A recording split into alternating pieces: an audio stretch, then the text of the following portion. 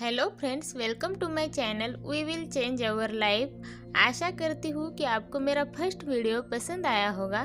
तो चलिए इस वीडियो में हम देखने वाले हैं परिचय। प्रथम भाग जन्म से प्रवर्जा में देखने वाले हैं कुल और पूर्वज। परिचय।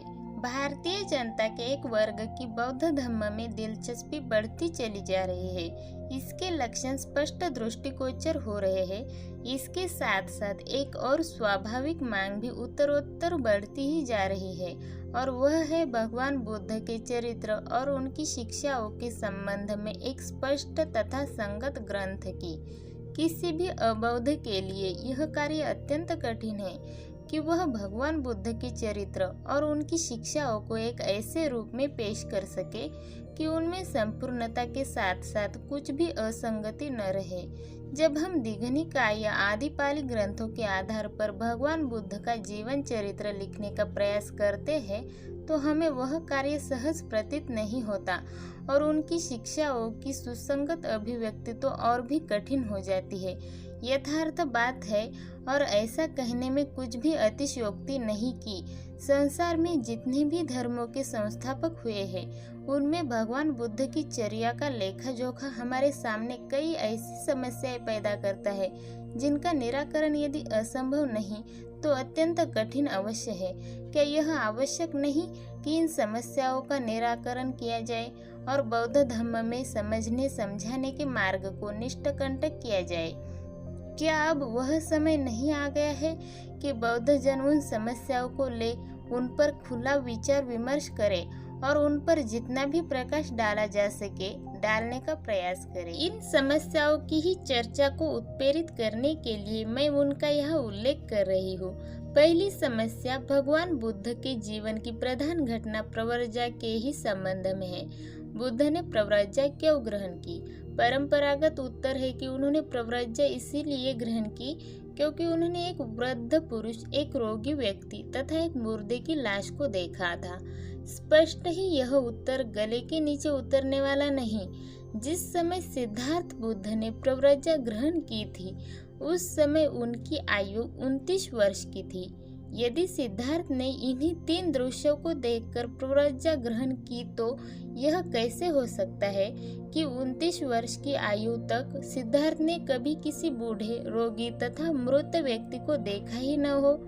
यह जीवन की ऐसी घटनाएं हैं जो रोज ही सैकड़ों हजारों घटती रहती है और सिद्धार्थ ने 29 वर्ष की आयु होने से पहले भी इन्हें देखा ही होगा। इस परंपरागत मान्यता को स्वीकार करना असंभव है कि 29 वर्ष की आयु होने तक सिद्धार्थ ने एक बूढ़े, रोगी और मृत व्यक्ति को देखा ही नहीं था और 29 वर्ष की आयु होने पर ही प्रथम बार देखा हो। यह व्याख्या तर्क की कसौटी पर कसने पर खरी उतरती प्रतीत नहीं होती। तब प्रश्न पैदा होता है कि यदि यह व्याख्या ठीक नहीं तो फिर इस प्रश्न का यथार्थ उत्तर क्या है? दूसरी समस्या 4 आर्य सत्यों से ही उत्पन्न होती है। प्रथम सत्य है दुख आर्य सत्य। तो क्या 4 आर्य सत्य भगवान बुद्ध की मूल शिक्षाओं में समाविष्ट होते हैं? जीवन स्वभावतः दुख है। यह सिद्धांत जैसे बौद्ध धर्म की जड़ पर ही कुठाराघात करता प्रतीत होता है। यदि जीवन ही दुख है, मरण भी दुख है, पुनरुत्पत्ति भी दुख है, तब तो सभी कुछ समाप्त है। न धम्म ही किसी आदमी को इस संसार में सुखी बना सकता है और न दर्शन ही। यदि दुख से मुक्ति ही नहीं है तो फिर धम्म भी क्या कर सकता है? और बुद्ध भी किसी आदमी को दुख से मुक्ति दिलाने के लिए क्या कर सकते हैं? क्योंकि जन्म ही स्वभावतः दुखमय है। यह चारों आर्य सत्य जिनमें प्रथम आर्य सत्य ही दुख सत्य है अबौद्धों द्वारा बौद्ध धर्म ग्रहण किए जाने के मार्ग में बड़ी बाधा है। ये उनके गले आसानी से नहीं उतरते। ऐसा लगता है कि ये सत्य मनुष्य को निराशावाद के गड्ढे में ढकेल देते हैं। ये सत्य भगवान बुद्ध के धम्म को एक निराशावादी धम्म के रूप में उपस्थित करते हैं। प्रश्न पूछा जा सकता है कि क्या ये 4 आर्य सत्य भगवान बुद्ध की मूल शिक्षाएं ही है अथवा ये बाद का भिक्षुओं का किया गया प्राक्षिप्तांश? एक तीसरी समस्या आत्मा कर्म तथा पुनर्जन्म के सिद्धांत को लेकर है। भगवान बुद्ध ने आत्मा के अस्तित्व से इनकार किया, लेकिन साथ ही कहा जाता है कि उन्होंने कर्म तथा पुनर्जन्म के सिद्धांत का भी समर्थन किया है। प्रश्न पैदा हो सकता है, आत्मा नहीं तो कर्म कैसा, आत्मा ही नहीं तो पुनर्जन्म कैसा? ये सचमुच टेढ़े प्रश्न हैं। भगवान बुद्ध ने कर्म तथा पुनर्जन्म शब्दों का प्रयोग किन विशिष्ट अर्थों में किया है? क्या भगवान बुद्ध ने इन शब्दों का किन्हीं ऐसे विशिष्ट अर्थों में प्रयोग किया है जो अर्थ उन अर्थों से सर्वतः भिन्न है जिन अर्थों में भगवान बुद्ध के समकालीन ब्राह्मण इन शब्दों का प्रयोग करते थे? यदि हाँ, तो वह अर्थ भेद क्या था? अथवा उन्होंने उन्हीं अर्थों में इन शब्दों का प्रयोग किया जिन अर्थों में ब्राह्मण जनक इनका प्रयोग करते थे?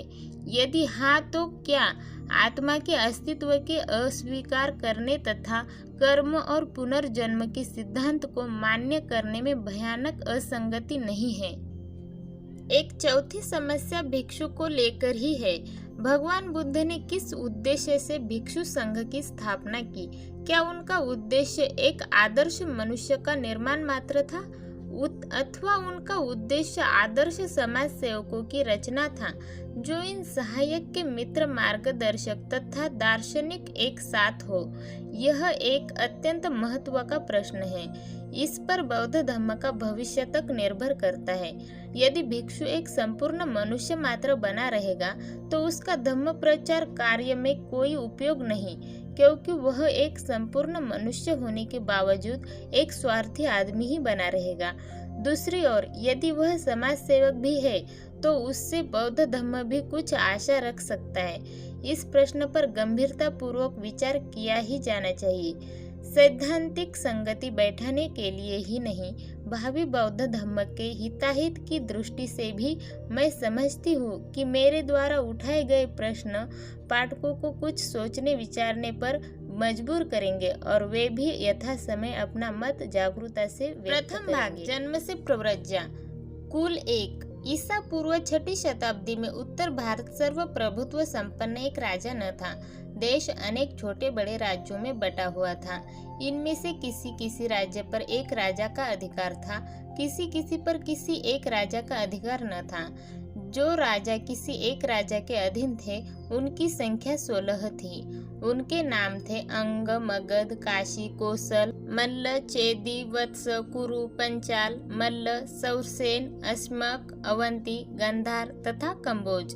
जिन राज्यों में किसी एक राजा का आधिपत्य न था वे थे कपिलवस्तु के शाक्य, पावा तथा कुशीनारा के मल्ल, वैशाली के लिच्छवी, मिथिला के विदेह, रामगाम के कोलिय, अल्लकप्प के पुली, केसपुत्त के कालाम, कलिंग, पीपलवन के मौर्य तथा भग्ग, जिनकी राजधानी सिंसु मारगिरी थी।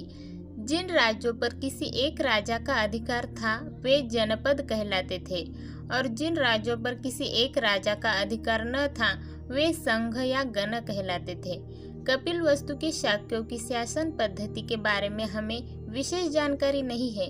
हम नहीं जानते कि वह प्रजातंत्र था अथवा कुछ लोगों का शासन था। इतनी बात हम निश्चय पूर्वक कह सकते हैं कि शाक्यों के जनतंत्र में कई राज परिवार थे और वे एक दूसरे के बाद क्रमशः शासन करते थे। राज परिवार का मुखिया राजा कहलाता था। सिद्धार्थ गौतम के जन्म के समय सिद्धोधन की राजा बनने की बारी थी।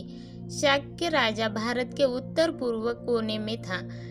एक स्वतंत्र राज्य था, लेकिन आगे चलकर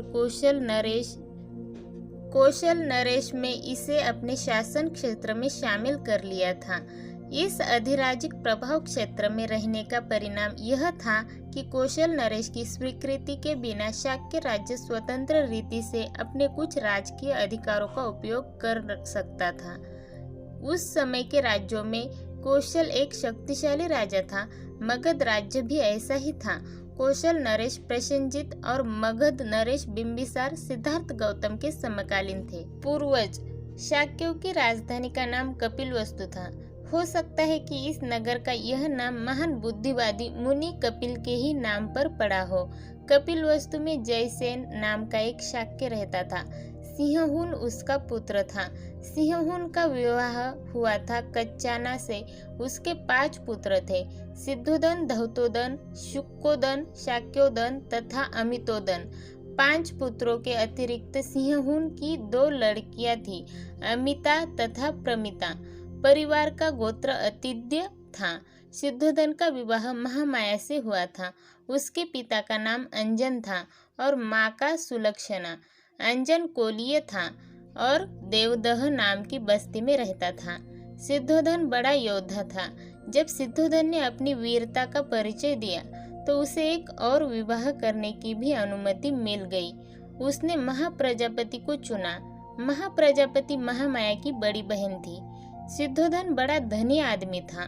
उसके पास बहुत बड़े बड़े खेत थे और नौकर चाकर भी अगणित थे। कहा जाता है कि अपने खेतों को जोतने के लिए उसे 1000 हल चलवाने पड़ते थे। वह बड़े अमन चैन की जिंदगी बसर करता था।